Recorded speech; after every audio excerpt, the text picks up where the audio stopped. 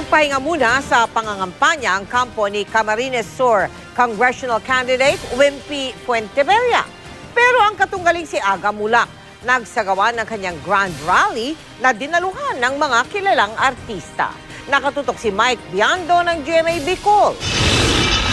Dagsa ang mga tao sa campaign rally ng aktor at congressional candidate na si Aga Mulak sa San Jose, Camarines Sur. Star-studded ang kampanya. Kabilang sa mga nagbigay suporta si Andrew E. Nakisaya rin sina Eli Buendia, Bayani Agbayani at megastar Sharon Cuneta. Naroon din ang mister ni Sharon na si Senador Kiko Pangilinan. First time ko nakita, ang dami ko nang inatinan na campaign ng eleksyon.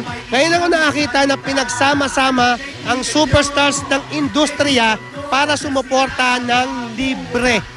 Walang bayad. Napakahirap pong gawin yun. Very warm ang mga taga-Camsur. Tsaka syempre we're happy to be here because of our friend. Mas lumakas ang hiyawan nang mismong si Aga na ang umakyat sa entablado. Makakalaban ni Aga si Wimpy Fuentebella sa pagka-congressman ng ika-4 na distrito ng Camarines Sur.